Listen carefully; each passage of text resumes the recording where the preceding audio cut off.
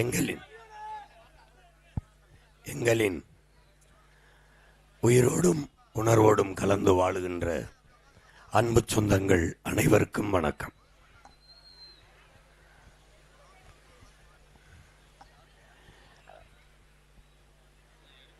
நீண்ட காலமாக இந்த மண்ணில் இரண்டு கட்சிகள், திமுக அதிமுக இரண்டும் மாறி மாறி ஆட்சி செய்திருக்கிறது. இந்தியாவை யார் ஆள்கிறது என்ற போட்டி வருகிற போது இந்த கட்சிகள் ஒன்று பாரதிய ஜனதா அல்லது காங்கிரஸோட கூட்டணி வைத்துக் கொள்கிறது. தமிழ்நாட்டை யார் ஆள்வது என்ற போட்டி வருகிற போது இந்த கட்சிகள் அதே பாரதிய ஜனதா அல்லது காங்கிரஸோடு, பாரதிய ஜனதா காங்கிரஸ் இந்த கட்சிகளோடு கூட்டணி வைத்துக் கொள்கிறது. மாநில உரிமை பேசிய இந்த கட்சிகள் நம் மாநில உரிமையெல்லாம் பறித்து கொண்டு போன கட்சிகளோடு கூட்டணி வைத்துக் கொள்கிறது.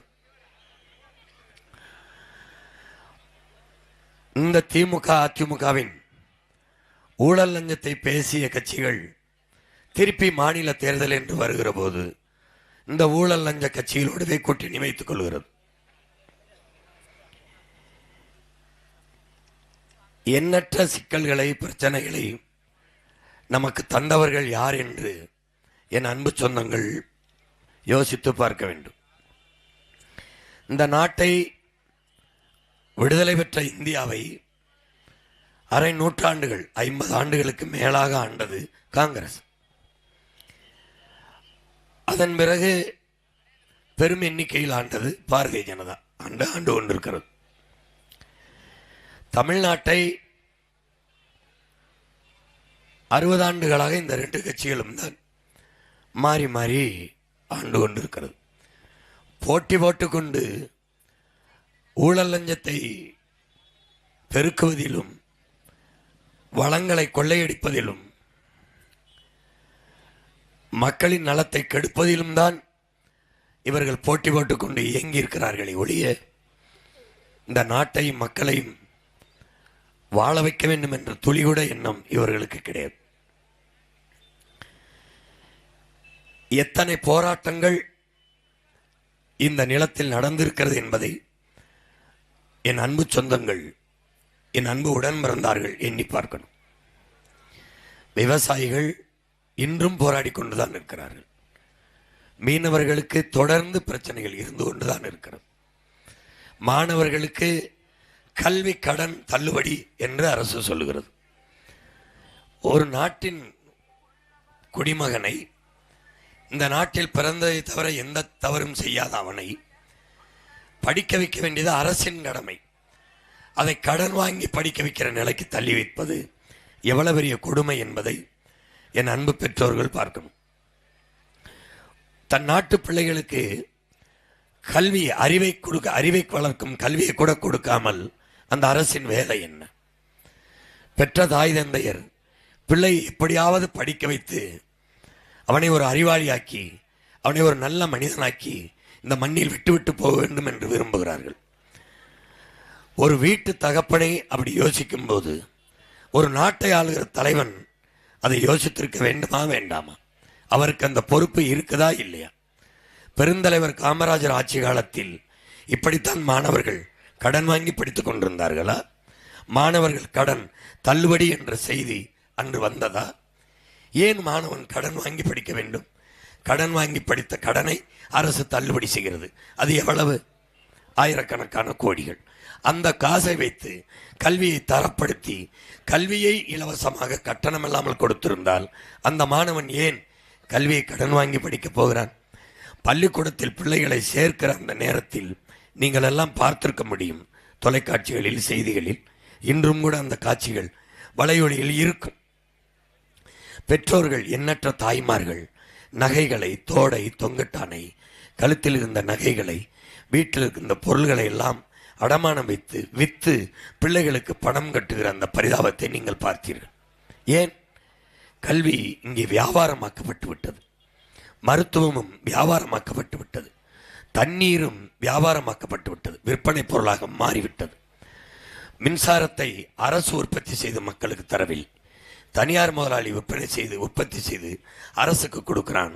அரசு அவனுக்கு காசை கொடுத்து வாங்கி அதை நமக்கு கொடுக்கிறது. அவனுக்கு காசை கொடுத்து வாங்குற காசில் இது ஏன் அந்த உற்பத்தி செய்யவில்லை என்று யாரும் இங்கே கேள்வி எழுப்பவில்லை.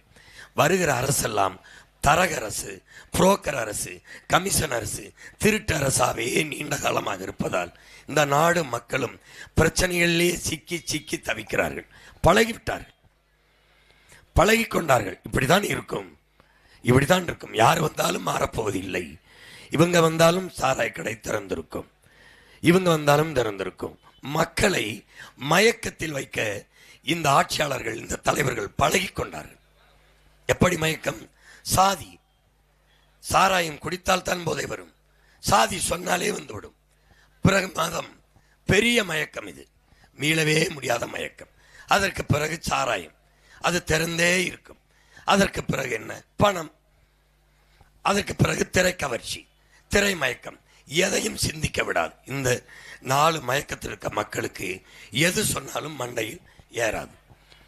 அது இவர்களுக்கு வசதியாகி போய்விடுகிறது. இந்த ஆட்சியாளர்களுக்கு ஒன்று, எதை விட்டு கொடுத்தாலும் சாதியை விட்டு கொடுக்க முடியாது என்று சாதிக்காரனுக்கு ஓட்டை போடுவது. எதை விட்டு கொடுத்தாலும் நம்ம மதம் பாதுகாப்பாக இருக்க வேண்டும், விட்டு கொடுத்துருவது.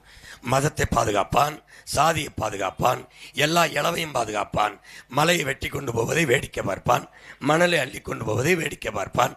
தன் உயிருக்கு நிகரான மொழி, தன் மொழிதான் தன் அடையாளம். தான் ஒரு தமிழன், தான் யார் என்றால் அவனுக்கு தெரியாது. இப்போ இவர்கள் தமிழர்கள் என்று எண்ணிக்கொண்டிருக்கிறார்கள், ஆனால் தமிழர்கள் இல்லை. எப்படி? எதை வைத்து இவர்கள் தமிழர்கள்? தமிழ் பேச தெரியாது. தாய்மொழியை மறந்துவிட்ட இனம் எப்படி தனி அடையாளத்தோடு வாழும்? எந்த அடையாளமும் அதுக்கு கிடையாது. தன்னை திராவிடன் என்று ஏதோ ஒரு திருடன் சொன்னான், நம்பிக்கொண்டார்கள். தன்னை இந்தியன் என்று சொன்னான், நம்பிக்கொண்டார்கள். எவன் இங்கே இந்தியன்? இல்லை.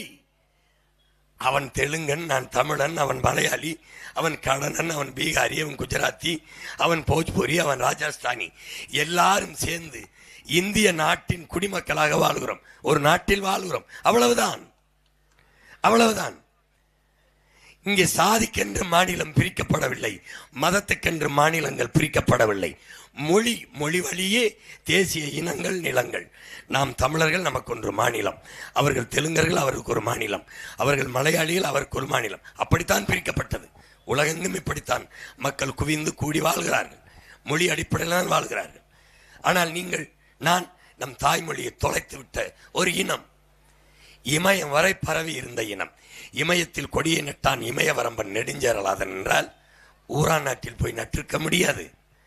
பகிரியுளி ஆற்றுடன் பன்மலை அடுக்கத்து குமரிக்கோடும் கொடுங்கடல் கொள்ள வடதிசை கங்கையும் இமயமம் கொண்டு தென் திசை ஆண்ட தென்னவன் வாடி என்று சிலப்பதிகாரத்தில் நம் மூதாதை இளங்கோவடிகள் பாடுகிறார் என்றால், அப்ப இமயவரை பரவி வாழ்ந்த இனம் ஏன் இப்படி குறுகியது?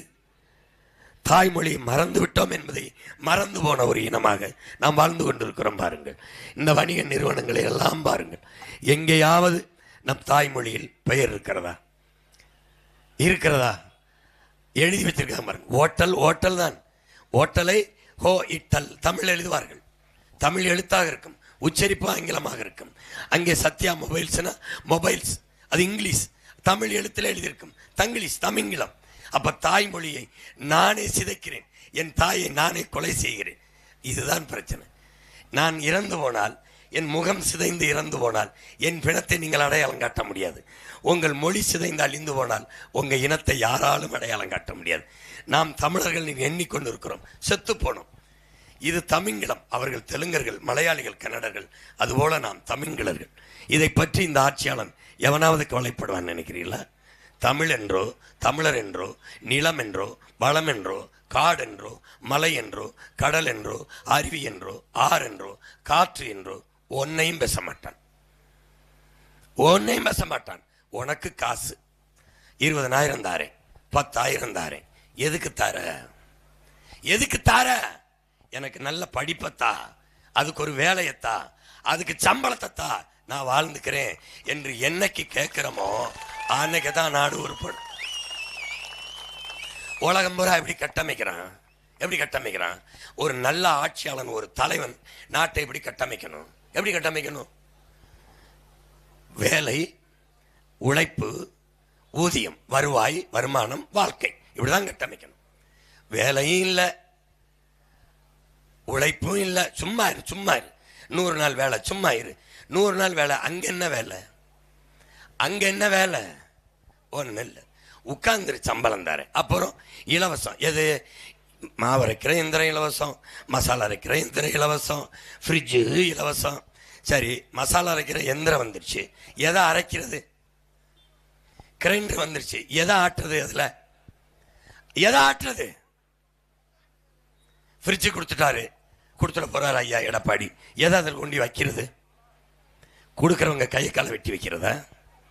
எதை வைக்கிறது? அறிவு சமூகம் சிந்திக்கணும், கேள்வி எழுப்ப கற்றுக்கணும், யோசிக்கணும். நான் உங்கள் வீட்டில் ஒரு 5 லட்ச ரூபாயை திருடிடுறேன். திருடிட்டு எங்கள் அம்மாவை கூப்பிட்டு, அம்மா உங்கள் வீட்டில் 5 லட்ச ரூபா திருடிட்டேன், இந்தாங்க உங்களுக்கு ஒரு பங்கு, அதில் கொஞ்சம் பங்கு 5000 கொடுத்தா யாராவது வாங்குவீங்களா? அப்புறம் ஏன் வாங்குறீங்க? இப்போ எதுக்கு வாங்குனீங்க அவங்ககிட்ட? எதுக்கு வாங்குனீங்க? எதுக்கு வாங்குனீங்க? நான் வர்றேன், அம்மா நான் உங்கள் வீட்டில் திருட போகிறேன்ப்பா, திருட போகிறேன்ப்பா, திருடுறதுக்கு முன்பணமாக இந்தாங்க 2000. வாங்கிடுவியா? கட்டி வச்சு விளக்க மரம் அடிக்க மாட்டேன். நீ அவனை அடிக்கலையே, நீ அடிக்கலையே. திருடினதில் பங்கு, திருட போறதுக்கு முன்பணம், ஓட்டுக்கு காசு. நான் வந்தால் 2000, நான் வந்தால் 2500, நான் வந்தால் 20. உங்க ஒப்பமிட்டு காசை கொடுப்பியா இல்லை எங்க அப்பமிட்டு காசு எடுத்து கொடுப்பியா? இதெல்லாம் கேட்காம எதுக்கு படிச்ச, எதுக்கு படிச்ச, எதுக்கு படிச்ச? மூளை இருக்கா? வறுத்து தின்ட்டியா? யோசிக்க மாட்டேன். எங்கிருந்துடா எடுப்ப? டேய், சிலிண்டர் ஓசி கொடுப்ப, மிக்சி கொடுப்ப, சிலிண்டர் எனக்கு இலவசம் கொடுப்ப. சரி, எனக்கு இலவசம். நீ வாங்குற இடத்துலையும் இலவசமா இல்லை காசு கொடுத்து வாங்கினியா? காசு கொடுத்தா வாங்குவேன். அந்த காசை எங்கிருந்து எடுத்த? அவன்கிட்ட கேள்வி, ஏன்டா பைத்தியமே இங்க வா, அந்த காசை எங்கிருந்து எடுத்த? எங்கிருந்து எடுத்த? எனக்கு இருந்தா எடுத்த. எப்படி எடுத்த? நரிக்கு நாடு ஆளணும்னு ஆசை வந்துருச்சு. யாருக்கு? நரிக்கு. இந்த திமுக நரி மாதிரி 2 நரி. இந்த நரி ஆசை சொன்ன ஆடுகளெல்லாம் காட்டில் கூட்டி வச்சுக்கிறது. கூட்டி வச்சுட்டு, என்னைய நீங்கள் வெளில வச்சு முதலமைச்சர் ஆக்கிட்டீங்கன்னா மழை பெய்யும் போது உங்களுக்கு குளிரில் நடுங்காமல் இருக்க எல்லாருக்கும் ஒரு போர்வை. ஆடல் அடடே போர்வை தரான்டா, நல்லா போத்திக்கிட்டு கிச்சன் படுத்துக்கலாமடான்ட்டு ஓட்டை போட்டு நிறைய முதலமைச்சர் ஆக்கி பிடிச்சி. முதலமைச்சர் ஆக்கணும்னா எல்லா ஆட்டையும் கூப்பிட்டு மற்ற நரிகளெல்லாம் விட்டு தோலை உரியுங்குது. ஏய், என்ன நீ தோலை உரிக்கிற? உனக்கு ஓட்டு போட்டதுக்கு தோலை உரிக்கிற? நீங்கள் தானடா போர்வை கட்டிய, உங்கள் தோலை உரிச்சு தாண்டா போர்வை செய்யணும், அதுக்கு தாண்டா உரிக்கிறேன் அப்படின்னு. நரி என்ன செய்யுது? ஆட்டு தோலை உரிக்குது. இவன் என்ன செய்வான்? நம்மளை வரி வரின்னு உரிப்பான். என்ன வரி? அரிசி பருப்பு வரி, உளுந்துக்கு வரி, மின்கட்டணம், சொத்து வரி, பத்திரப்பதிவு வரி, பல மடங்கு. எதுவும் தெரியாது, எதுவும் தெரியாது. இன்னைக்கு என்ன, என் இனத்துக்கு ஒரு சாபம் இருக்கு. எப்படின்னா, இதுக்கு கடந்த கால காயமும் இல்லை, எதிர்கால கனவும் இல்லை, நிகழ்கால தேவைதான். சீமா நல்லா தான் பேசுறான். ஒரு அம்மா சொல்லியிருக்கு, நல்லா பேசுறான் அந்த தம்பி, ஆனா ஜெயிக்க மாட்டேங்கிறான், ஜெயிக்க மாட்டேங்கிறான். என்ன ஓட்ட பந்தயமா? நானா ஓடி ஜெயிக்க? இது ஓட்டு பந்தயம், போட்டாதான் ஜெயிக்க முடியும். நீங்களும் தான் என் ஆத்தாள் அப்பனும் என் அண்ணனும் தம்பி 60 வருஷமா தான் போட்டு பார்க்குறிய. கருணாநிதிக்கு ஒரு 5 முறை நாட்டை கொடுத்திய, பாதி நாடு நாசமாயிருச்சு. திருப்பி அம்மா ஜெயலலிதாவுக்கு 4 முறை, மீதி முடிஞ்சிருச்சு. இப்போ ஐயா எடப்பாடி 4.5, இது 5 வருஷம் ஒரு 7.5. இப்போ முடிஞ்சு நிற்கிது, மறுபடியும் ஆளணும்னு துடிக்குது. நீங்கள் என்ன பண்ணுவீங்க? மறுபடியும் இந்த 1000 வாங்கிட்டு இந்த பயலுக்கு போட்டுவிட்டு, நாடு சரியில்லை, ஒன்றும் சரியில்லை, தண்ணி வரல, தண்ணி வரல, தண்ணி வரல, ரேஷன் கடையில் அப்பா மண்ணெண்ணெய் இல்லைப்பா மண்ணெண்ணெய், இதை சொல்கிறதுக்கு புலம்புறதுக்கு சீமா மண்ணெண்ணெய் வரல. என்னன்னு கேளு. ஐயா ஐயா, இந்த வீடை இடிக்கிறான், ஓடியா ஓடியா, என் நிலத்தை பறிக்கிறான், ஏதோ தொழிற்சாலை கட்ட போகிறான், ஓடியா, 8 வழிச்சாலையா, வா. எல்லாத்துக்கும் சீமா வரணும். ஓட்டு அங்கே போட்டணும், என்னை தூக்கி ரோட்டில் போட்டணும். எத்தனை காலத்துக்கு படிப்புகிறது? ஒரு ஓட்டுக்கு கன்ஃபார்ம் ஆயிருக்குப்பா. ஐயோ ஐயோ, என்னை பத்த அம்மா. நான் சபிக்கப்பட்ட இனத்தின் மகன். அதுல நான் கூடுதலா சபிக்கப்பட்டிருக்கேன். என் இனம் ஒரு சாபத்தை வாங்கி வந்துருச்சு. எப்படின்னா, அவன் ஜான்பெர்கின்னு சொல்றான்ல, உங்கள் கண்முன்னே உங்கள் வளங்கள் களவு போவதை பார்த்து கொண்டிருக்க நீங்கள் சபிக்கப்பட்டுட்டீங்கிறான். மார்ட்டின் லூதர் கிங், உன் நாட்டை வளத்தையெல்லாம் சுரண்டி கொழுப்பவன் கையிலே அரசு இருந்தால் நீ வாங்கி வந்தது, நீ வாங்கியிருக்கிறது சாபம்டாங்கிறான் மார்ட்டின் லூதர் கிங். அது மாதிரி இப்போ உங்களுக்கு உங்கள் உடன் பிறந்தவனா, உங்கள் மகனா, நான் அக்கறையோடு ஒன்றை சொல்ல நினைக்கிறேன். இந்த நாடு ரொம்ப ஊழல் லஞ்சத்தில் பெருத்துருச்சு. நீங்கள் நல்லா கவனிங்க. ஒரு வளமும் இல்லாத சிங்கப்பூர் வெறும் கடல் மட்டும்தான் இருக்கு. ஆனால் அந்த நாடு கல்வியில் 3வது இடத்துல இருக்கு உலகத்தரத்தில். வேலை வாய்ப்பை எல்லா இளைஞர்களுக்கும் கொடுக்குது. அங்கே சட்டம் ஒழுங்கு சரியாக இருக்குது. வறுமை ஏழ்மை இல்லை, பசி இல்லை, பஞ்சம் இல்லை, வேலையில்லா திண்டாட்டம்ங்கிறது இல்லை. அந்த நாட்டு இளைஞர் நம்மள, நம்ம நாட்டு இளைஞர்களே நிறைய பேர், தமிழ்நாட்டு இளைஞர் நிறைய பேர் அங்கே தான் வேலை பார்க்குறான். ஒரு சின்ன நாடு அவ்வளவு செழிப்பாக இருக்குது, கடல் மட்டும்தான் இருக்குது.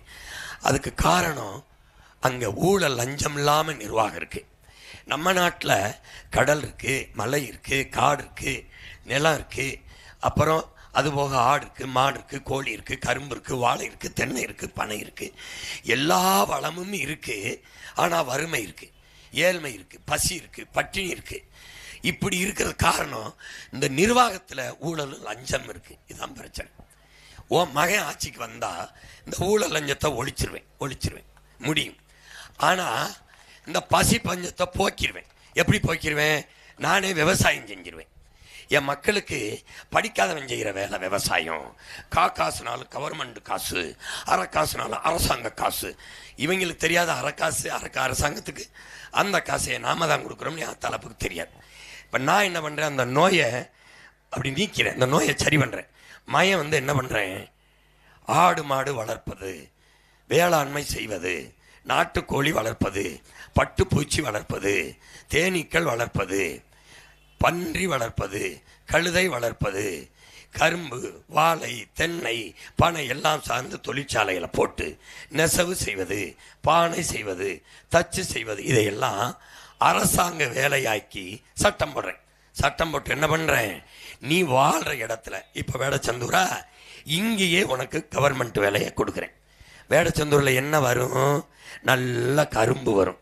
கரும்பு வருதா, கரும்பை விளைய வச்சு கரும்பில் இருந்து ஒரு தொழிற்சாலை கட்டுறேன், இண்டஸ்ட்ரி கட்டி 1 கிலோமீட்டர் 2 கிலோமீட்டரில் எல்லாம் அங்கே வந்து சேர்ற மாதிரி வேலைக்கு வர்ற பிள்ளைகளுக்கு சைக்கிள் கொடுத்துறேன், நானே கொடுத்துறேன்.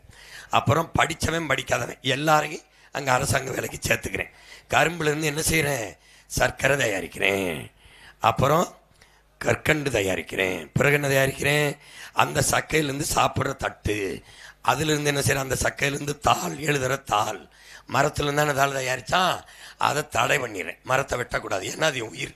வெட்டிட்டு இந்த கரும்பு சக்கையிலேருந்து தாள் தயாரிக்கிறேன். அதுக்கப்புறம் பிரேசில் கரும்புலேருந்து எத்தனாலுங்கிற பெட்ரோல் தயாரிக்குது, அந்த பெட்ரோலை தயாரிக்கிறேன். இப்போ எத்தனை தொழிற்சாலை வருது பாருங்க, கரும்புல இருந்து சர்க்கரை, அப்புறம் தாள், அப்புறம் சாப்பிட்ற தட்டு, அப்புறம் எத்தனால் பெட்ரோல். ஒரு இண்டஸ்ட்ரியை போட்டு செக்ஷனாக பிரித்து ஒவ்வொருக்கும் வேலைக்கு ஆள் எடுக்கிறேன். அடுத்து என்ன, அண்ணன் இது ஒன்றுமே வராதுனே, ஒன்றுமே வராது, காடு, புல் வருமா, அங்கே போடு, மாட்டு பண்ணை அங்கே போடு. இங்கே என்ன வரும், ஆட்டு பண்ணை. மாட்டிலேருந்து என்ன பண்ணுறேன், பாலை எடுக்கிறேன். தொழிற்சாலை கட்டுறேன், இண்டஸ்ட்ரி. இப்போது அந்த மாட்டு பண்ணையிலேருந்து பால் பெரிய சந்தை, சாராயம் 50,000 கோடி, பால் 3 லட்சம் கோடி. இது உயிரை எடுக்கும், இங்கே உயிரை கொடுக்கும். உன் மகன் இங்கே போகிறேன், பாலுக்கு போகிறேன், சாராயத்தை மூடுறேன். இங்கே போயிட்டு இந்த பால் நமக்கு, இங்கே பால் நமக்கு ஆந்திராவிலிருந்து வருது. யார் கொடுக்குறா, முதலாளிகள் நம்ம மாரியத்தாவில் வேண்டிக்கிட்டான், தமிழ்நாட்டு மக்களுக்கு தூய பாலை ஒரு சொட்டு கலப்படம் இல்லாமல் நான் கொடுக்கணும்னு மாரில் கறந்தவன் அப்படி கொண்டாந்து கொடுத்துறான். இதை நம்மளும் குடிச்சிட்டு திரியிறோம். ஆந்திர முதலாளி தமிழ்நாட்டில் பால் லிட்ரு என்ன விலைக்கு விற்கணும்னு அவன் முடிவு பண்ணுறான். ஏன் நீ மாடு வளர்க்கலை, ஏன் அவமானம். பால் குடிக்கிறது அது நல்லா இருக்கும், நெய் அது ரொம்ப நல்லா இருக்கும். இப்படி ஒரு கூட்டமாயிட்டோம். இப்போ அது கவர்மெண்ட் வேலையாயிருது.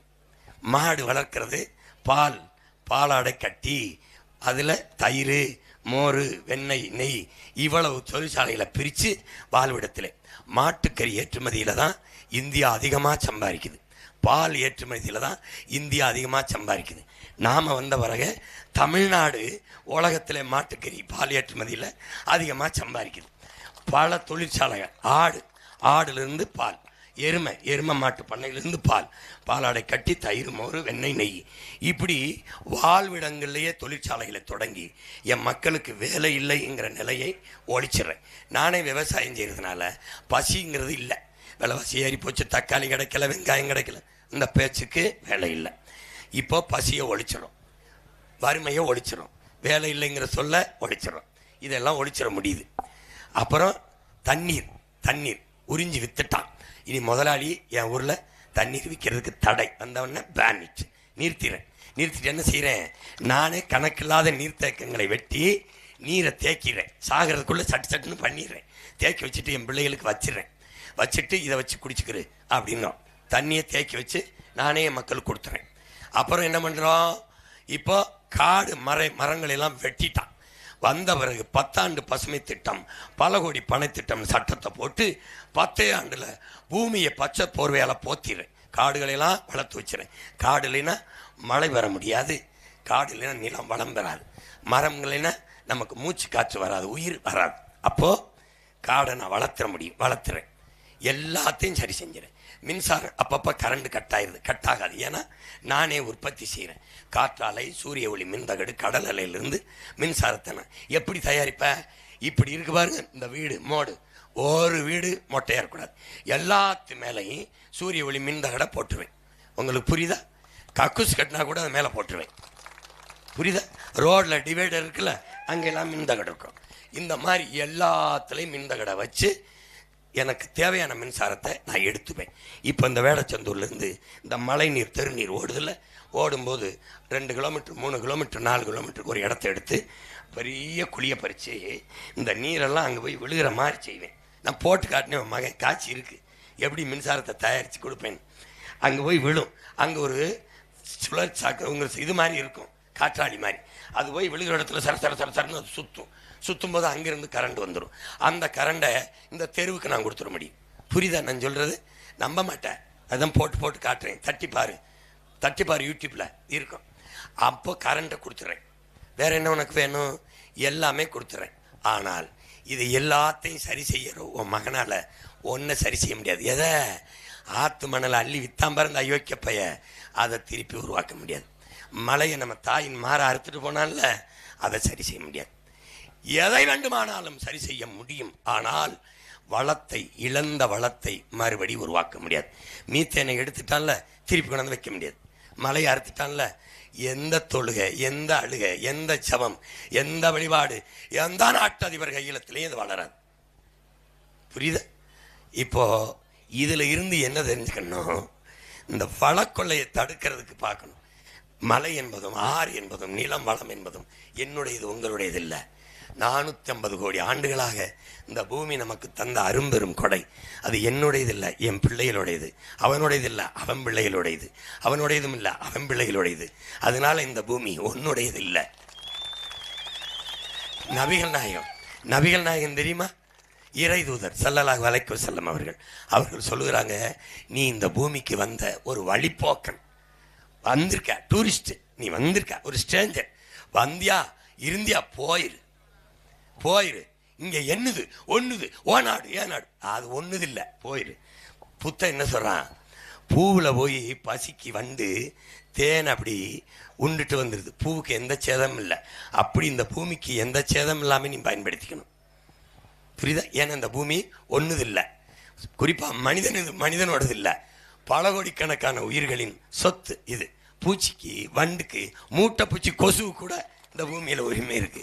இது ஒண்ணுதில்லை, நீயே வாழ்ந்து தீர்த்து விட்டு போறதுக்கு ஒண்ணுதில்லை இது. அப்போ இது என்னது? காந்தி சொல்றாரு, நம் இயற்கை அன்னை பூமி தாய் எல்லா உயிர்களுக்குமானதையும் எல்லா உயிர்களுக்குமான தேவையை தந்து விடுகிறான். இப்போ காக்கைக்கு தண்ணி வேணுமா, இறை வேணுமா, கொக்குக்கு எல்லாத்தையும் கொடுத்துருது பூமி. ஆனால் அந்த மனுஷ பயல்களுக்கு இருக்கிற பேராசை இருக்குல்ல, எனக்கு வேணும் எனக்கு வேணும், அதுக்கு தர முடியாமல் இந்த தாய் தவிக்கிறாள்ங்கிற. தவிக்கிறான்.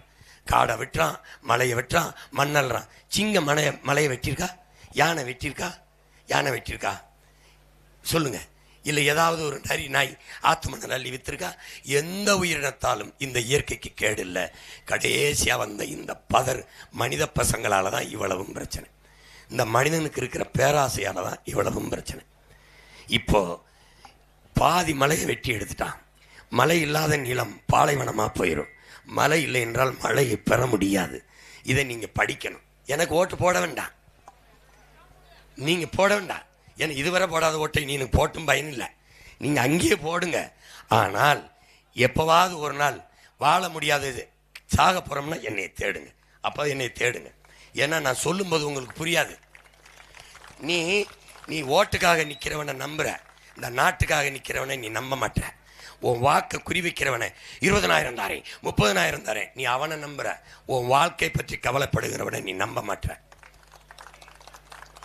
அதுதான் இங்க இருக்க பிரச்சனை. எது சரி என்று தேடுவதில்லை. நீங்க தவறையை விரும்பி பல ஆண்டுகளா செய்து கொண்டிருக்கிறீங்க. அதனால நீங்க ஏமாத்துறவனை நம்புற. வாக்குக்கு காசு கொடுப்பதும் இலவச அறிவிப்பும் மக்களின் ஆசையை தூண்டி ஏமாத்துவது. இந்த நாட்டில் இலவசம் தரமாட்டேன்னு ஏதாவது ஒரு தலைவன் சொல்றான். அவன் நான் ஓ மக மட்டும்தான் சொல்றேன். தரமாட்டேன், இலவசம் தரமாட்டேன், எதுவும் தரமாட்டேன். எதை தருவேன்? அறிவை வளர்க்கும் கல்வியை, எஜுகேஷன், மெடிக்கல், ட்ரிங்கிங் வாட்டர், இது 3ஐயும் ₹1 கட்டணம் இல்லாமல் தருவேன். எப்படி தருவேன்? உலகத்தரத்துக்கு தருவேன். இப்பவும் கல்வி இலவசமாக தான் இருக்குது. அரசு பள்ளிக்கூடத்தில் கல்லூரியில் காசு வாங்காமல் தான் படிக்க வைக்கிறான். ஆனால் படிக்கிற மாதிரி இல்லை. பள்ளிக்கூடம் பிள்ளை படிச்சுக்கிட்டு இருக்கும்போது மண்டையில் இருந்து விழுந்து செத்து போகுது. புரியுத?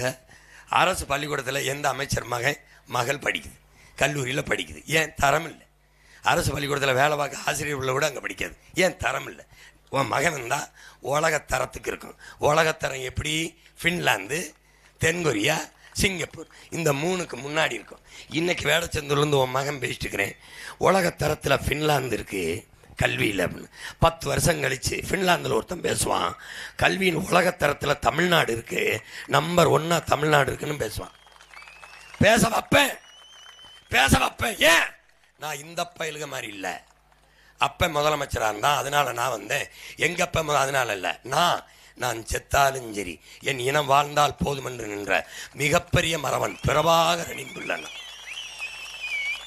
புரியுதா? அதனால என்ன, நான் தோற்றாலும் சரி என் இனம் நன்றாக வேண்டும் கத்திக்கிட்டு இருக்கேன்.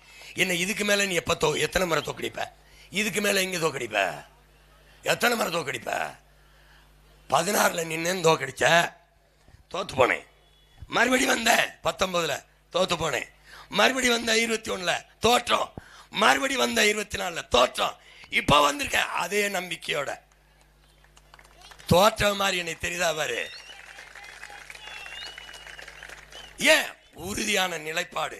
நான் தோற்றாலும் என் மக்கள் வெல்ல வேண்டும். நீங்கள் உதயசூரியனுக்கு போட்டு வெல்ல வைத்தீர்கள், நீங்கள் தோற்றீர்கள். ரெட்டலைக்கு போட்டு அவர்களை வெல்ல வைத்தீர்கள், எம்எல்ஏ வாக்கினீர்கள், மந்திரி ஆக்கினீர்கள், நீங்கள் தோற்றீர்கள். எதில் வென்றீர்கள்? எது ஒன்றில் ஜெயித்தீர்கள்? பிள்ளைக்கு நல்ல கல்வியை உங்களால் கொடுக்க முடிகிறதா? காசு கட்டணும். உங்க ஆத்தாள் அப்பனுக்கு உங்களுக்கு முடியலைன்னா நல்ல மருத்துவம் கிடைக்குதா? கிடைக்கணும்னா காசு கட்டணும். இது மாதிரி ஒரு கொடிய ஆட்சி உலகத்தில் எங்க உண்டா? கல்வி மானுட உரிமை. கொடுக்க வேண்டியது அரசின் கடமை. கொடுக்காமல் இருப்பது மாபெரும் கொடுமை. அதை போராடி பெறாமல் நாம் இருப்பது அறிவு கட்ட மடமை. இதை புரிஞ்சுக்க. மருத்துவம் ஒரு மகத்தான சேவை. அது தன் மக்களுக்கு சேவை என்ற கோட்பாடை கொண்டதான் அரசாக இருக்கணும். உனக்கு எதில் காசு செலவாகுது? பிள்ளைய படிக்க வைக்க. நான் படிக்க வச்சிடுறேன். பெற்றுக் கொடுங்கள் பிள்ளைகளை, கற்றுக் கொடுக்குறோம். நாங்கள் சட்டம் போட்டுறேன். 3 வயசுல உன் பிள்ளை என்ற ஒப்படைச்சிட்டு நீ போயிடணும். அதுக்கப்புறம் மருத்துவம் செலவு நான் பார்த்துறேன். பிறந்தவன் பிள்ளைக்கு அரப்பவன் போடுற ஆள் இல்லைன்னா பிரசவம் இலவசம், ₹1 காசு இல்லாம மருத்துவம் செஞ்சிடறேன். நீ தனியார் மருத்துவ போன 2 லட்சம் செலவழிப்பியா? அந்த காசு உனக்கு மிச்சம். ஆத்தாவுக்கு முடியல, ஓ ஆத்தால என் நாட்டின் தாய், என் தேசத்தின் தாய், வெளியே நான் பார்த்துறேன், காசு மிச்சம், வேற தண்ணி நானே கொடுத்துறேன், வேற சாப்பாடு அரிசி பருப்பு நானே விளைய வச்சிடறேன், உனக்கு குறைந்த விலையில கிடைச்சிருது, வேற வேலை கொடுத்துட்றேன், உன் வாழ்விடத்தில் கொடுத்துறேன், நீ ஆடு மேய்க்க வருவியோ, மாடு மேய்க்க வருவியோ, கழுத மேய்க்க வருவியோ. கழுத மேய்க்க சொல்லிட்டான் சீமான். சிரிக்காத சிரிக்காத, கழுதப்பால் தான் உலகத்திலேயே விலை உயர்ந்த பால். 5000 ரூபா ஒரு லிட்டர் பால், 5000 ரூபா. நீ ஏன் வச்சிருப்பிய cellphone? Donkey milk how much கேள. உலகத்துல கழுதப்பாலின் பாலாடை கட்டி சீஸ் தான் காஸ்ட்லி. உலகத்திலே அழகு சாதன பொருள்கள் இருக்குல்ல, முகத்துக்கு பூசி, இப்ப நான் கூட அதான் பூசலான் இருக்கேன், கருத்துட்டேன், கழுதப்பாலை பூசி. ஆனா கழுத தான் இல்லை. என் சொந்தங்களே, உன் மகன் இன்னுமா நான் உன் மேல பேரன்பு காதல் கொண்டு அக்கறையில் பேசுறேன் இன்னும் புரியலைன்னா நான் ஒன்னும் உங்களை யாராலும் காப்பாற்ற முடியாது. என்னை நீ நினைச்சு பாரு, இவங்கள மாதிரி வந்தவன முதலமைச்சர் ஆகணும். நான் வந்தவன் இல்லை, 15 ஆண்டுகளா கத்திருக்கேன், தோத்திருக்கேன், துவளல. ஏன்? தோல்வி என்பது எங்களுக்கு இல்லை, வெற்றி ஒன்றுதான் எங்கள் இல்லை. விரட்டுறேன். இங்க பாரு, எல்லாரும் கூட்டணிக்கு போனான்ல, ஒரு ஓட்டு, கா ஓட்டு, அரை ஓட்டு வச்சோம்லாம். நான் 8 விழுக்காடு 36 லட்சம் ஓட்டு வச்சிருக்கேன்.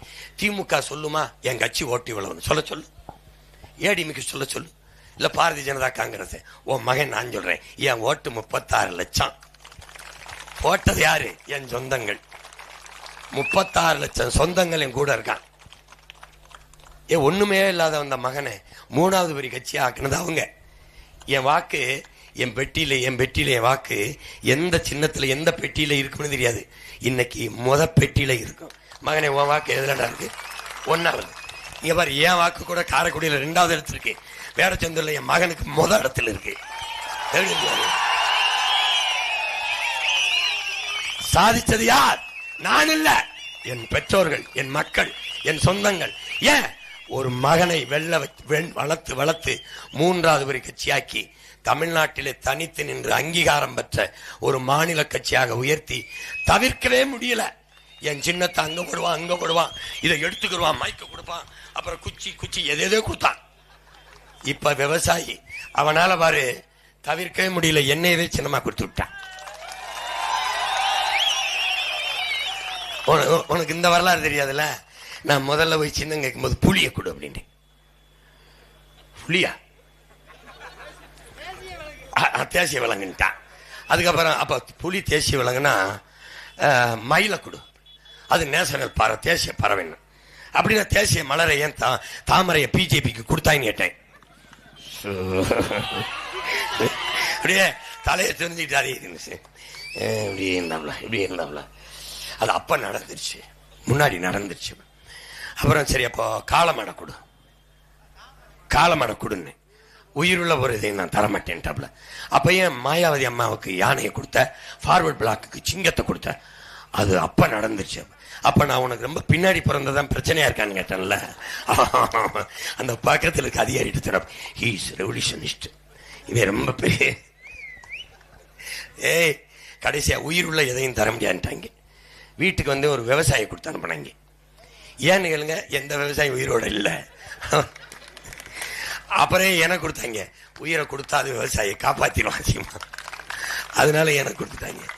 இப்ப அங்கீகாரம் பெற்றதுனால நான் கேட்கிற சின்னத்தை கொடுக்கணும். மறுபடியும் விவசாயத்தை அண்ணன் வரைஞ்சு கொடுனாங்க. ஒரு 10 கருவாலோட கருதா இருக்கிற மாதிரி அப்படி இப்படி வரைஞ்சு கொடுத்தேன். போனா போகுது, நீ இதை சும்மா கொடுத்த, கொழு கூட போடல, சும்மா இதையா தேர்வு பண்ண போறாங்கன்னு கொடுத்தா அவன் இதை டிக்கெட்ஸ்டான். இந்த வரைஞ்சவன் என்னையவே மாதிரியா வச்சு வரைஞ்சிட்டான், ரோல் மாடலா. இந்த மாதிரி அந்த அவனுக்கு இது சீமான்னு தெரியாது, கொடுத்துட்டான். இப்பதான் ஆமா அவன் தான் அவனே. இப்ப தவிர்க்க முடியல, பெட்டியில கலப்பையோட நிப்பான் என் ஆளு. இறைமகன் இயேசு சிலுவையை சுமந்தார். ஏன் தெரியுமா? உலக மக்களின் பாவத்தை போக்க. ஓ மகன் இந்த கலப்பையை சுமக்கிற ஏன் தெரியுமா? என் மக்களின் பசிய போக்க. ரெண்டும் ஒண்ணுதான். இந்த கலப்பை வச்சு என் மண்ணை மட்டும் இல்ல, என் மக்களின் மனத்தையும் உழுவேன், நல்லா உழுது நல்ல அந்த அழுக்கு குப்பையெல்லாம் வெளியே எடுத்துட்டு தூய உள்ளங்களை ஆக்குவேன். தெளிந்து சிந்திப்பான் என் பிள்ளைங்க. என் பிள்ளைகள் நீங்க இந்த தொகுதியில் எத்தனை வேட்பாளர் நிக்கிறாங்க? என் மகனை தவிர்த்து 3 பேர் நிற்பாங்க. என் மகனோட தர்க்கம் பண்ணி யாராவது வென்றுட்டா நாங்க விளையிறோம், தோல்வியை ஒத்துட்டு வீட்டுக்கு. ஏன் ஏன் அறிவு பிள்ளைகள், நாங்க அறிவு பசி. அண்ணல் அம்பேத்கர் சொல்றாரு, அறிவை தேடி ஓடு, நாளைய வரலாறு உன் நிழலை தேடி ஓடி வரும். அறிவை தேடி ஓடுவோம். என் பிள்ளைகள் படிக்கணும், படிச்சதை என்கிட்ட சொல்லணும். சாக்ரட்டிஸ் சொல்றான், ஒரு மனிதன் அவன் அறிவை எப்படி கணக்கிடுவ? ஒரு கேள்வி எழுப்புனா அதுக்கு சொல்ற பதில இருந்து அறிவை கணக்கிடாத. பின்ன நீ எழுப்புகிற கேள்விக்கு இன்னொரு கேள்வியவே பதிலா எவன் தர்றானோ அதை அறிவாளி. அவனை வச்சு அப்படி கணக்கிடணும். ஏன் என்னை யாரும் ஜெயிக்க முடியல தர்க்கத்துல? என்னை கிட்ட வரமாட்டான். ஏதாவது பொது விவாதத்துக்கு இப்போ என் மகனை கூப்பிடுவாங்க, இன்னும் 3 கட்சியை கூப்பிட்டு பேசுங்கம்பாங்க. ஏடிஎம்கே வேட்பாளர், டிஎம்கே வேட்பாளர் எல்லாரும். அது மாதிரி ஐயா ஸ்டாலின், இங்க நான், ஐயா எடப்பாடி ஐயா, டிவிகே தலைவர், 4 பேர்.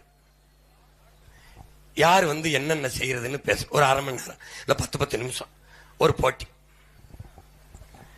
வச்சு நான் வர தயாரா இருக்கேன். 3 பேரை யாரையாவது கூப்பிடுங்க, வர்றாங்களான்னு பார்ப்போம்.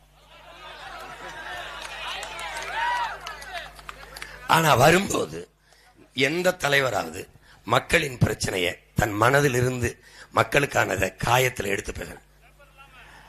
கழக அரசு 2000 கொடுத்தது. ஆக அந்த வகையில் இதை எதற்காக இங்கே குறிப்பிடுகிறேன் என்றால், நான் எதற்காக இங்கே சொல்ல வருகிறேன், டேய் எதையாவது சொல்லி தொலைல, டேய் இந்த அளவு தான்.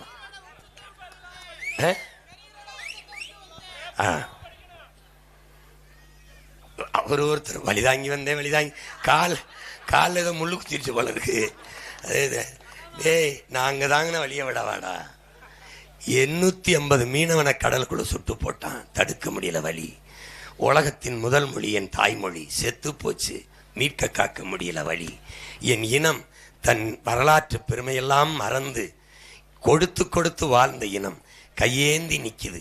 மயிலுக்கு போர்வையை போத்தின பேகனின் பேரனும் பேத்தியும் வேட்டி சேலைக்கு கையேந்தி நிக்குது. பார்க்க சைக்கல வலி வலி. சோறு வடிச்ச தண்ணி ஆறா ஓடிச்சுங்கிறான் என் தெருவில். என் அத்தால் அப்பனும் 1/2 கிலோ அரிசிக்கு கையேந்தி நிற்கிறான். வலி வலி எல்லாம் வலி. ஆந்திர காட்டுக்குள்ள கட்டையை வெட்ட வந்தோம்னு சுட்டு போட்டான். திருட்டு பைய தமிழன்னு குற்றஞ்சாட்டி சுட்டு போட்டான். வலி.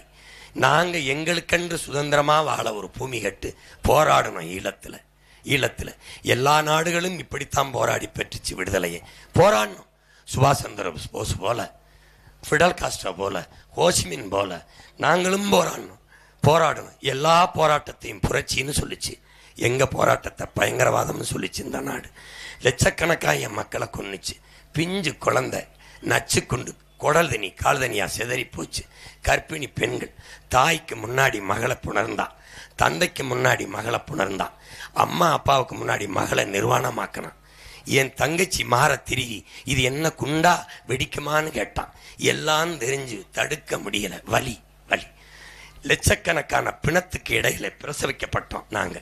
நாங்க கண்ணீர் ரத்தத்திலும் கருக்கொண்டோம். ஓலத்தையும் ஒப்பாரியும் அழுகையுமே தாலாட்ட கேட்டு வளர்ந்தோம். தாங்க முடியாத வலி. ஆவேசமான மொழி வர காரணம் இதயம் முழுக்க இருக்கிற வலி. பல ஆயிரம் ஆண்டுகளா என் இனம் தூக்கி சுமந்து வந்த வலி. உழைக்குது என் ஜனம், வெம்பாடுபடுது. ஆனா பொங்கல் அதுக்கு ஒரு பண்டிகை தான், அதுக்கு 1/2 கிலோ அரிசி இல்லை. இந்த நிலைமையில என் மக்கள் நிற்கிறானேன்னு பார்க்க சகிக்காத வலி. இந்த வலியை ஒளின்னு சொல்லுது. அதுக்கு ஒரே வழி அரசியல் விடுதலை தான் இருக்கு. அரசியல் விடுதலை எப்படியாவது வென்று இந்த நாட்டை மாற்றணும். என் சனத்தை இவன் ஏமாத்த நினைக்கிறான். அரிசி தாரேன், பருப்பு தாரேன், 1000 தாரேன், மிக்சி தாரேன், கிரைண்டர் தாரேன். இது இல்லை வாழ்க்கை. இந்த நிலையிலிருந்து மாற்றணும்னு நினைக்கிறேன். என் மக்களின் வாழ்க்கை தரத்தை உயர்த்தணும்னு நினைக்கிறேன். அதுக்கு ஒரு பெரிய கனவு இருக்கு. என் கனவு இல்லை, பல ஆயிரம் ஆண்டுகளாக என் முன்னவர்கள் தூக்கி சுமந்து வந்த கனவு. என் முன்னவன் வள்ளுவ பெருமகனார் திருக்குறளை எழுதி வைக்கிறான். ஒரு ஆட்சி எப்படி இருக்கணும்னு. குடிதழி கோலோச்சும் மாநில மன்னன் அடிதொழி நிற்கும் உலகு. தாய் பிள்ளைக்கு குறிப்பறிந்து சேவை செய்வது போல ஒரு நாட்டை ஆளுகிற அமைச்சன் மக்களுக்கு குடிகளுக்கு குறிப்பறிந்து சேவை செய்தால் அவனை உலகம் போற்றி தொழும்னு அப்படி ஒரு ஆட்சியை செய்யணும்னு இந்த மகனுக்கு கனவு. முறை செய்து காப்பாற்றும் மன்னவன் மக்களுக்கு இறை என்று வைக்கப்படும். அப்படின்னா என்ன? இறைவன் தான் எல்லாருக்குமானதை தருவான். பேசி மந்திரம் சொல்லி கேட்குற மனிதனுக்கு மட்டுமல்ல, பேசாத மயிலுக்கும் பேசாத குரங்குக்கும் பேசாத ஆட்டுக்கும் மாட்டுக்கும் யானைக்கும் புலிக்கும் புல்லுக்கும் பூண்டுக்கும் வேண்டியதை இறைவன் தான் தருவான். இறைவன் தான் தருவான். இந்த சாதிக்கு இந்த மதத்துக்கு என்று ஆட்சி செய்ய மாட்டான். புரியுதுன்னு நினைக்கிறேன். இறைவன் எல்லாருக்கும் பொதுவாக இருப்பான். சூரியனைப் போல, நிலவைப் போல, மழையைப் போல. அப்படி ஆட்சி செய்தால் முறை செய்து காப்பாற்றும் மன்னவன் மக்களுக்கு இறை என்று வைக்கப்படும். அப்படி ஒரு ஆட்சியை செய்யணும்னு இந்த பிள்ளைகளுக்கு கனவு. உங்களுக்கு புரியுதுன்னு நினைக்கிறேன். ஒரு பசியும் ஓவா பிணியும் செருவகையும், பசி நோய் பகை 3 மண்ட விடாமல் சேராது இயல்வது நாடுங்கிறான். இது 3ஐயும் கிட்ட விடாம இந்த கோழைகளை போல இல்லை. சீமானுக்கு போட்டா பிஜேபி வந்துடும், சீமானுக்கு போட்டா பிஜேபி வந்து நீ என்ன புடிங்கிட்ட இருக்க, வர விடாம தடுக்காம என்ன பண்ணிக்கிட்டு இருக்க? வந்துடும் சொல்றதுக்கு எதுக்குடா ஒரு வீரன்? வர விட மாட்டேன், அவன் தான்டா வீரன். இப்பவும் நான் சொல்றேன், சீமானுக்கு போட்டா பிஜேபி வந்துடும் நினைக்கிற கோழைகள் எனக்கு போடாத.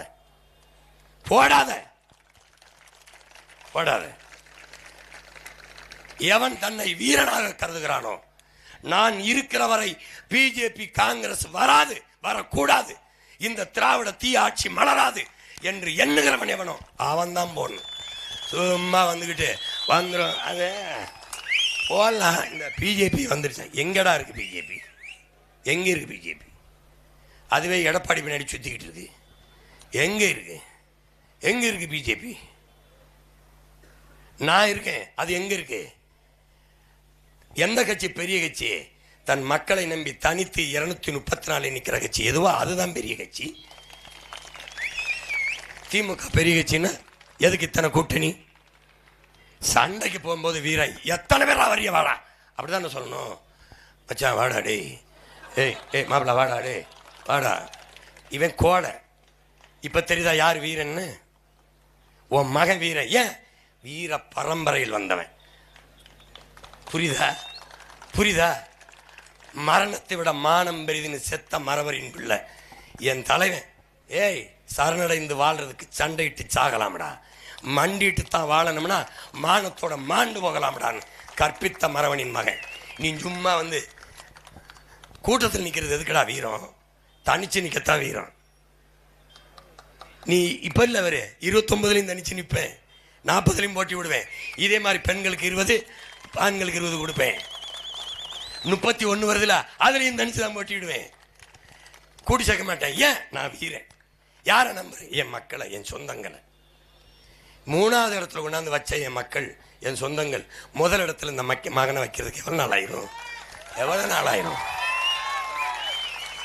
நான் வந்தவன கூட்டணிக்கு வந்தால் ஆட்சியில் பங்கு தருகிறேன். யாரையும் ஏலம் போட்டு கூப்பிடல. வராத நான் தரமாட்டேன். என் கால்களை நம்பித்தான் என் பயணம். அடுத்தவன் கால்களை நம்பி இல்லை. அடுத்தவன் கால்கள் இருந்தான்னு வச்சுக்கோங்க, நான் திருப்பதி போகணும்னா திருப்பத்தூர் போய் இறக்கி விட்டுருவாப்புல. நான் திருப்பூர் தாங்க போகணும். நீங்க ஏன் எப்படி என்னை நம்பி? என் கால்களை நம்பிதான் என் பயணம். அதனால இவ்வளவு திமிரா பேச முடியுதுன்னு ஏழு நேர்மை இருக்கு, அதனால துணிவு இருக்கு, வீரம் இருக்கு, தைரியமா பேசுறேன். நீ பேசு. நான் வந்தா இலவசம் தரமாட்டேன்னு சொல்றேன். இந்த யாரையாவது சொல்ல நான் தருவேன். எதை? கல்வியை தருவேன். என் பிள்ளைகளுக்கு சிறந்த படிப்பை கொடுப்பேன். நல்ல மருத்துவத்து வேடச்சந்தூர்ல வயசான அப்பத்தார் 90 வயசாயிருச்சு, விடமாட்டேன்.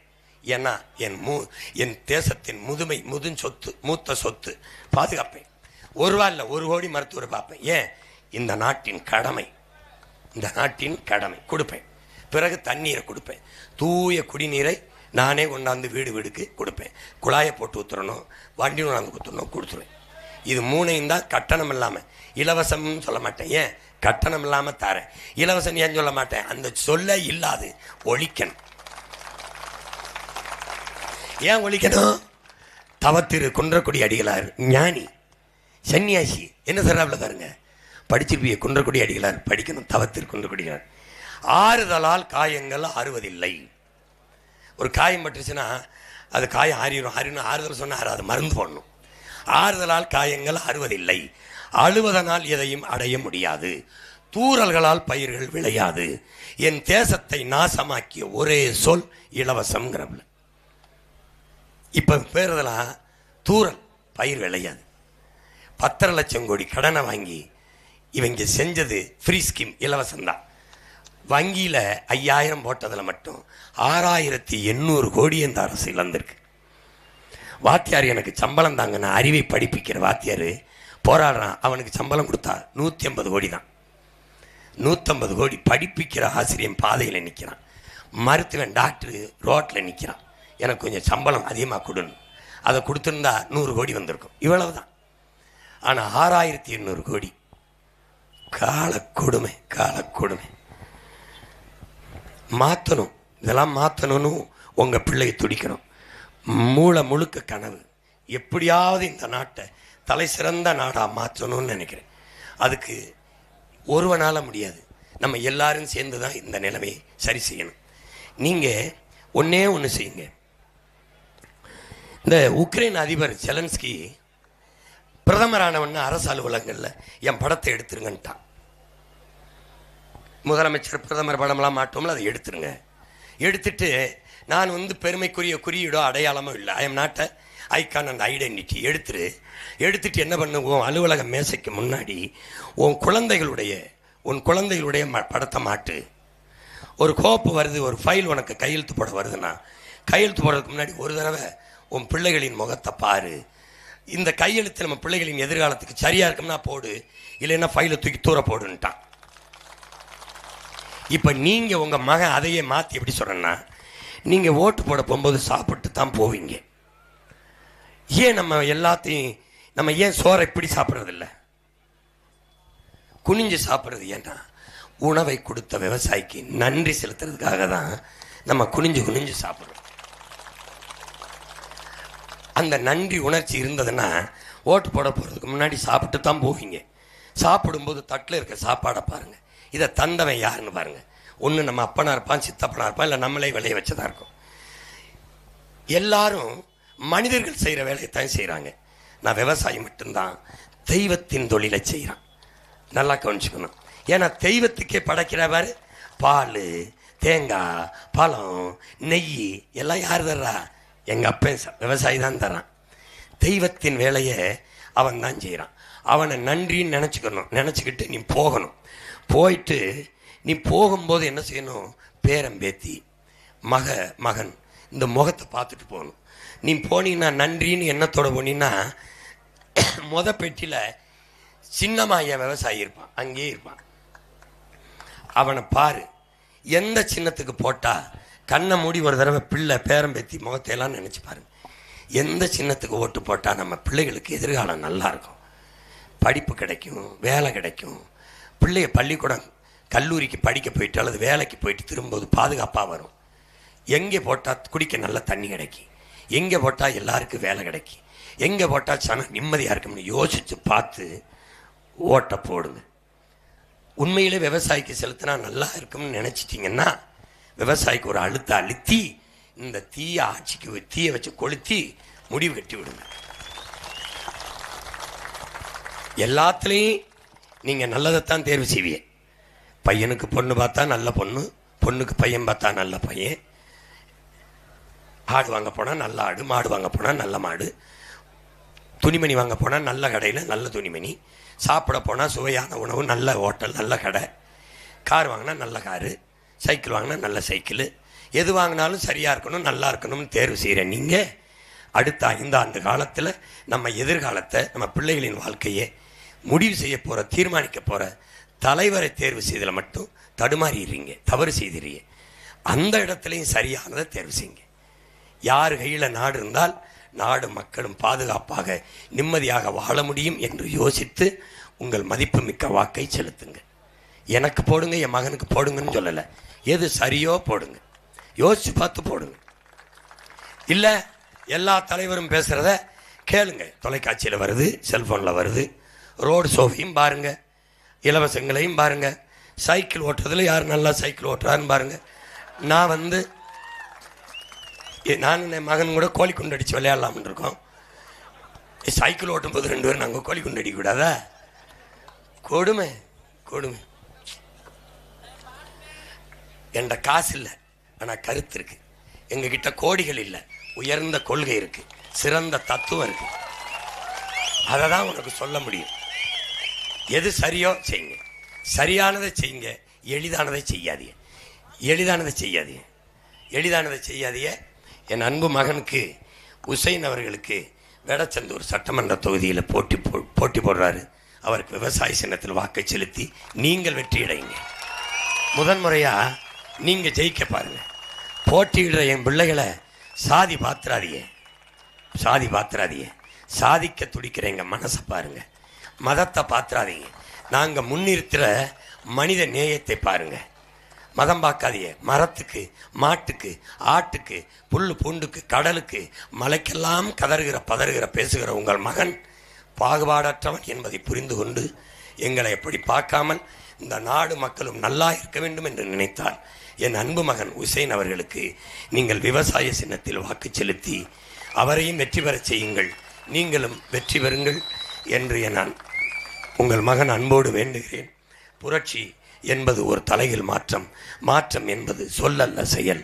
மாற்றுவோம். இது மாற்றத்திற்கான எளிய மக்களின் புரட்சி எப்போதும் வெல்லும். நம் வெற்றி அதை சொல்லும். இலக்கு ஒன்றுதான், இனத்தின் விடுதலை.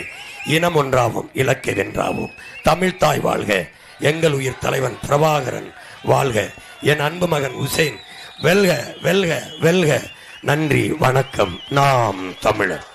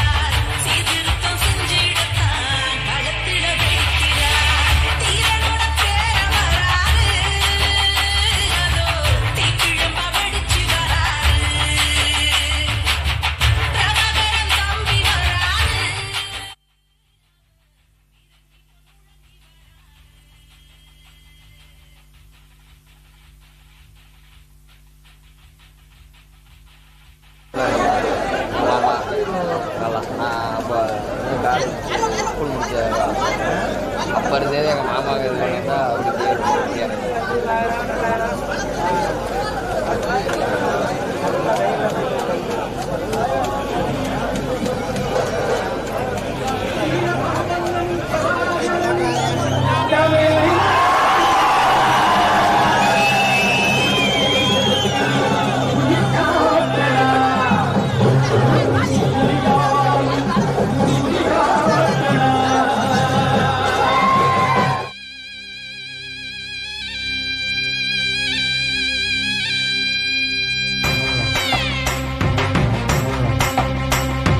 பிரபாகரன் பேரை சொல்லி மீசையை முறுக்கு. பிரபாகரன் தாண்டா எங்கள் விடுதலை நெருப்பு. காலம் ஒன்றை தந்தானே நாங்கள் வெற்றி வாகை சூடிட. கண்ணு பட்டு போகுமே அவன் வீர வாழ்வை பாடிட. அவன் குடை ஒரு அழகு, அவன் நடை ஒரு அழகு, அவன் படை ஒரு அழகு, அவன் கொடை ஒரு அழகு, அவன் பேச்சொரு அழகு, கண் வீச்சொரு அழகு, அவன் சிரிப்பொரு அழகு, அவன் சிந்தனை அழகு. பிரபாகரன் பேரை